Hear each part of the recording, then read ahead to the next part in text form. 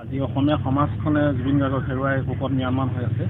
আমিও তেখেতৰ মৃত্যু তদন্ত হওক, ন্যায় পাওক তাৰে কামনা কৰিছোঁ। তেওঁ লগুণ খুলিছে, তেওঁৰ সেইটো ব্যক্তিগত কথা। কোনোবাই লগুণ খোলে পিন্ধে, সকলোৰে এইটো নিজৰ ব্যক্তিগত বস্তু।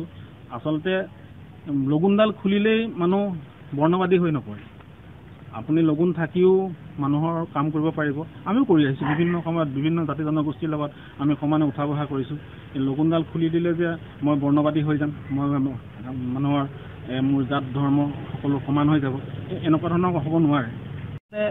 কোনোবাই লগুণ খুলিছে, কোনোবাই পিন্ধিছে, সেইটো বিচাৰ্য বিষয় নহয়।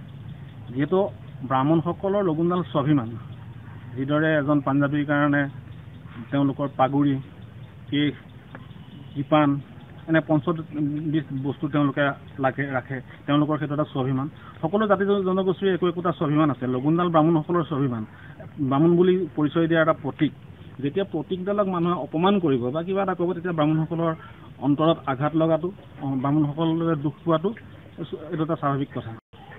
ক'বলৈ গ'লে এইবিলাক প্ৰচাৰ, তেওঁ নিজকে জুবিন অনুৰাগী হিচাপে প্ৰতিষ্ঠা কৰিবলৈ গৈ লগুণডাল খোলাৰ যিটো কাৰ্য আমি দেখিছোঁ, মানে আপোনাৰ ছ'চিয়েল মিডিয়াত দেখিছোঁ, তেওঁ লগুণডাল ঘপককৈ ছিঙি পেলাইছে। ইমান সহজো নহয়, যিহেতু আমাৰ লগুণডাল আমাৰ নীতি নিয়মত কটা হয়। এইডাল এটা বহুত টান, যিডাল আপুনি ইমান সহজে ছিঙিব নোৱাৰে। গতিকে এইটো এটা প্ৰচাৰ বা অন্যান্য কিবা ষড়যন্ত্ৰও হ'ব পাৰে। যিহেতু বিভিন্ন সময়ত আমি দেখোঁ যে কিবা এটা হ'লেই ব্ৰাহ্মণসকলক টাৰ্গেট কৰি লোৱা হয়। ব্ৰাহ্মণসকলৰ ওপৰতে বহুতখিনি বিভিন্ন ধৰণৰ বক্তব্য ৰখা হয়। ইয়াত মূল কথাটো হৈছে কি, আচলতে যিসকলে লগুণৰ তাৎপৰ্যটো নাজানে বা লগুণ কি বস্তু নাজানে, সেইসকলৰ কাৰণে এডাল সাধাৰণ ৰছী হ'ব পাৰে।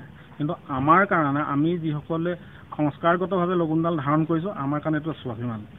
যিকোনো খবৰৰ বাবে যোগাযোগ কৰক 7099017330 লগতে 7099017110 নম্বৰত।